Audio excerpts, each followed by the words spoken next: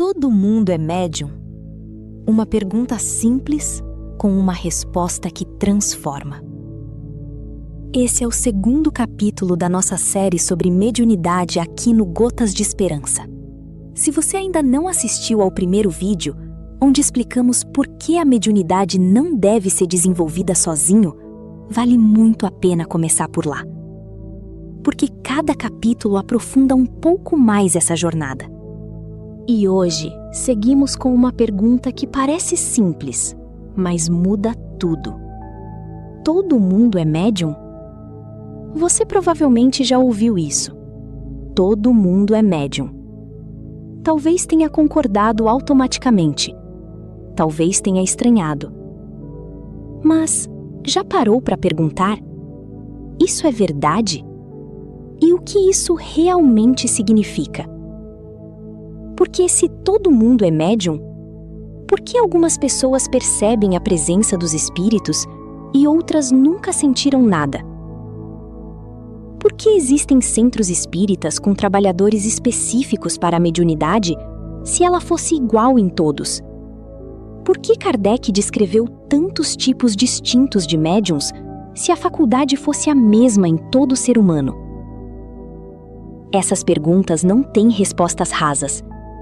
E hoje, aqui no Gotas de Esperança, vamos falar a respeito, e profundamente, na doutrina, na ciência espírita e naquilo que os espíritos superiores nos ensinaram, para entender o que realmente significa dizer que somos todos médiuns. Para entender a mediunidade, precisamos começar onde Kardec começou, pelo perispírito. Em A Gênese, Kardec nos explica que o perispírito é o envoltório fluídico que une o espírito imortal ao corpo físico. Não é metáfora, é uma realidade material, ainda que sutil, composta de fluidos universais. É através dele que o espírito age sobre a matéria, e é através dele que os espíritos desencarnados podem influenciar o mundo dos vivos. O perispírito serve de intermediário entre o espírito e a matéria grosseira. É o elo que une o espírito ao corpo. Por isso mesmo que ele é o intermediário obrigatório de todas as manifestações. E aqui está a chave. Todo ser humano possui perispírito, sem exceção. Encarnado ou desencarnado, jovem ou velho, crente ou ateu. O perispírito é constitutivo da nossa natureza tripartite: espírito, perispírito e corpo. Isso significa que, em princípio, todo ser humano possui o substrato necessário para a comunicação mediúnica. A ponte existe em todos nós. O que varia é a largura dessa ponte, a qualidade dos fluidos perispiríticos e o grau de afinação entre o perispírito do encarnado e o dos espíritos que o cercam. E aqui está onde muita gente se perde. Kardec não disse em nenhum lugar de sua obra que todo mundo é médium no sentido pleno da palavra. O que ele afirmou, e com precisão, é que a faculdade mediúnica existe em graus variados em quase todos os seres humanos. A faculdade mediúnica não é apanágio de certas pessoas privilegiadas. Está distribuída em toda a humanidade em graus diversos. Todos a possuem em germe. Muito poucos a têm nula. Perceba a nuance. Em graus diversos. Em germe. Muito poucos a têm nula. Kardec é rigoroso. Ele não nivelou todos os seres humanos na mesma condição. Ele afirmou uma potencialidade universal, mas não uma atividade uniforme. É como dizer que todo ser humano tem aptidão musical. Isso é verdade. O aparelho auditivo, a percepção de ritmo e melodia existem em todos, mas nem todos têm o mesmo ouvido absoluto. Nem todos podem, sem treino, tocar uma sinfonia. E há aqueles cuja sensibilidade musical é extraordinária desde o nascimento. com a mediunidade acontece o mesmo, e há razões espirituais profundas para essa diferença. A doutrina espírita não pode ser compreendida sem a perspectiva da pluralidade das existências, e é aí que a questão da mediunidade ganha uma profundidade que os livros de psicologia jamais alcançarão. O espírito que reencarna traz consigo a bagagem de todas as suas vidas anteriores. Suas aptidões, seus talentos, seus vícios e virtudes, tudo isso está impresso no perispírito como marcas de uma jornada longa. A mediunidade ostensiva, já manifestada, exercida com responsabilidade em existências anteriores, essa mediunidade retorna com o espírito. Os médiuns cujas faculdades são inatas as trouxeram do estado de espírito ou as adquiriram em existências anteriores. E André Luiz, no livro Nos Domínios da Mediunidade, vai ainda mais fundo. Ele nos apresenta a mediunidade não como um dom arbitrário dado por Deus a alguns poucos eleitos, mas como uma conquista espiritual acumulada ao longo de séculos. O médium de faculdade ostensiva é em geral um espírito que escolheu, antes mesmo de reencarnar, trazer consigo essa responsabilidade. Isso significa que a pergunta "por que eu não manifesto mediunidade como aquela pessoa?" tem uma resposta serena e não discriminatória. Porque estamos em momentos distintos de nossa jornada imortal. Não é privilégio, é trajetória. Quando falamos em mediunidade, o imaginário popular vai logo para o médium em transe, a incorporação, a voz modificada. Mas Kardec catalogou uma variedade extraordinária de faculdades mediúnicas, e muitas delas são quase invisíveis. Há o médium intuitivo, que percebe impressões, ideias e sentimentos de espíritos sem saber distingui-los dos próprios. É o tipo mais comum e o menos reconhecido. Há o médium sensitivo, que percebe presenças espirituais como variações de temperatura, peso, sensação física. Muito frequente, raramente compreendido como mediunidade. Há o médium sonambúlico, que recebe comunicações durante o sono, com memórias de experiências no plano espiritual. Quem tem sonhos vívidos e premonitórios, talvez reconheça isso em si. E há o médium escrevente, que recebe mensagens através da escrita ou da intuição de ideias que se impõem, muitas vezes confundindo a mensagem com o pensamento próprio.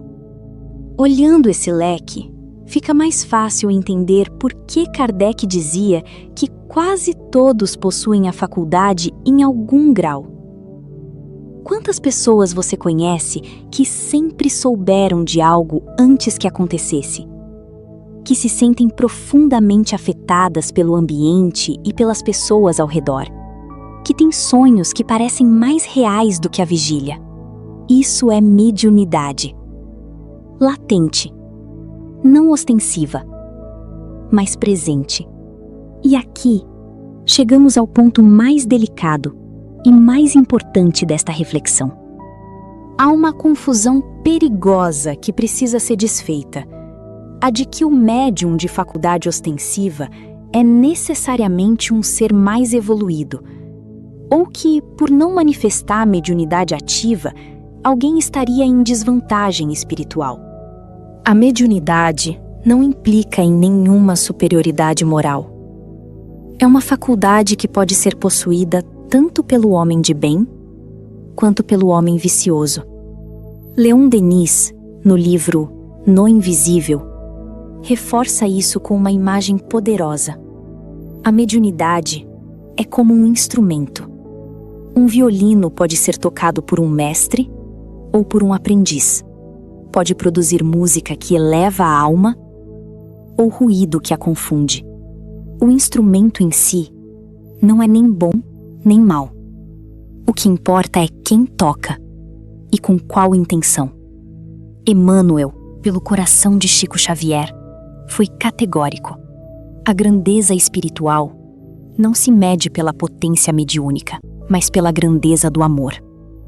O espírito que não manifesta nenhuma faculdade mediúnica ostensiva, mas vive no serviço silencioso, na paciência, na generosidade, esse está possivelmente muito à frente do médium brilhante que vive no orgulho.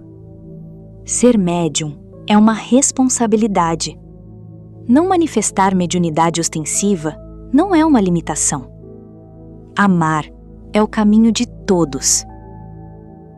Então, voltando à nossa pergunta: todo mundo é médium? A resposta doutrinária honesta é: todo ser humano possui o substrato perispiritual necessário para a comunicação com o plano espiritual. E a faculdade mediúnica existe em quase todos em algum grau. Mas ela se manifesta em intensidades profundamente distintas, moldadas pela trajetória espiritual de cada um. E onde ela já é ostensiva, o que se faz é educá-la, orientá-la, discipliná-la, aperfeiçoá-la. Nunca criá-la do nada. Mas mais importante do que saber se você é ou não médium, é saber o que você faz com o que você tem. Se você tem a faculdade manifestada, cuide dela com humildade. Estude, trabalhe em grupo orientado, não se deixe inflar pelo ego. André Luiz nos alertou repetidamente: a mediunidade sem disciplina moral é uma porta aberta ao desequilíbrio. Se você não percebe em si nenhuma manifestação mediúnica ostensiva, não se sinta excluído do plano espiritual. Você influencia e é influenciado pelo mundo invisível a todo momento, através dos seus pensamentos, das suas orações, da qualidade das suas afeições. A oração sincera é ela mesma uma forma de comunicação com o alto. E se você está em dúvida, sentindo algo que não sabe nomear, procure orientação em um centro espírita sério, com médiuns educados à luz da doutrina. A mediunidade desordenada causa sofrimento. A mediunidade educada ilumina. Trabalhemos para iluminar a nossa inteligência e purificar o nosso coração. O mais virá por acréscimo. Você foi tocado por alguma dessas reflexões? Deixe nos comentários. Compartilhe com alguém que faz essa pergunta. E se quiser continuar nessa jornada de aprofundamento doutrinário, inscreva-se no canal, porque aqui, cada gota conta. E por falar em continuar, este vídeo faz parte de uma série aqui no Gotas de Esperança. No próximo episódio, o terceiro, vamos enfrentar uma das questões mais delicadas de quem caminha nesse tema: sinais de mediunidade. O que é real e o que é só impressão? Porque entre sentir algo genuíno e interpretar tudo como sinal mediúnico, há uma distância que a doutrina nos ajuda a medir. Não perca. Paz no seu coração.